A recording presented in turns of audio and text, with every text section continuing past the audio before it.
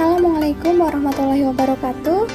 Kami dari kelompok 1 yang beranggotakan yang pertama ada Asti Pujianti, yang kedua ada Kiki Vinda Prasetyo, dan yang terakhir ada Rian Dwi Fambugi. Di sini kami akan melaksanakan mata kuliah etika bisnis, yaitu tentang studi kasus pelanggaran etika. Hukum dan etika bisnis menjadi dua hal yang berkaitan erat. Hukum memiliki sasaran masyarakat yang memiliki ikatan sosial, sedangkan etika berkaitan dengan manusia dan hati nuraninya.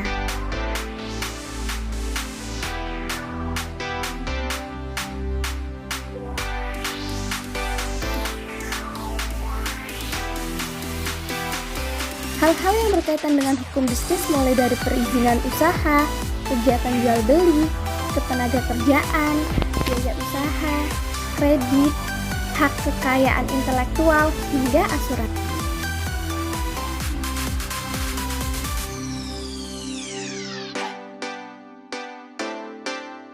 Salah satu kasus pelanggaran hukum dan etika bisnis yang berkaitan langsung dengan kesalahan prosedur perusahaan yang menyebabkan kerugian konsumen adalah kasus yang terjadi pada perusahaan Nestle dengan produk yang tersebar luas di beberapa negara di dunia termasuk di Indonesia, terutama pada produk olahan susu.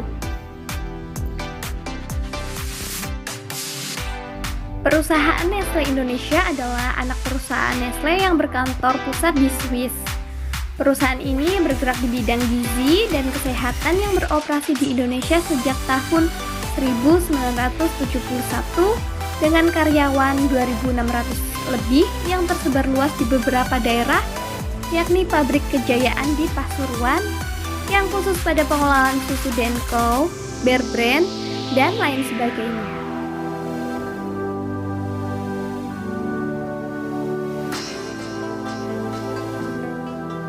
Produk agroindustri olahan susu Nestle pernah ditarik dari peredaran pasar di beberapa negara Eropa pada tahun 2004 karena susu olahannya mengandung bakteri Sakazaki yang membahayakan bagi kesehatan konsumen karena dapat menyebabkan penyakit meningitis, infeksi pembuluh darah, dan menginfeksi sistem pencernaan hingga menyebabkan kematian bagi bayi maupun orang dewasa. Berdasarkan penelitian para ahli terhadap produk susu formula, ditemukan bakteri Sakazaki pada debu lantai pabrik agroindustri susu. Upaya perusahaan Nestle sebagai perusahaan global yakni terus meningkatkan dan melakukan penelitian dan pengembangan dalam menyempurnakan produk yang bertujuan pada kehidupan yang sejahtera dan lebih berkualitas.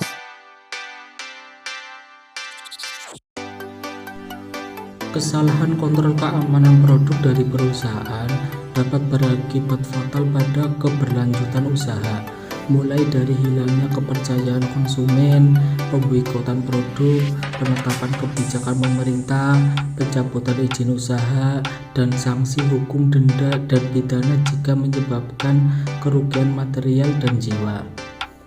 Hal ini jelas perusahaan Nestle juga sempat diboikot oleh konsumen, namun dapat kembali mendapat kepercayaan konsumen menurut Joseph tahun 2002.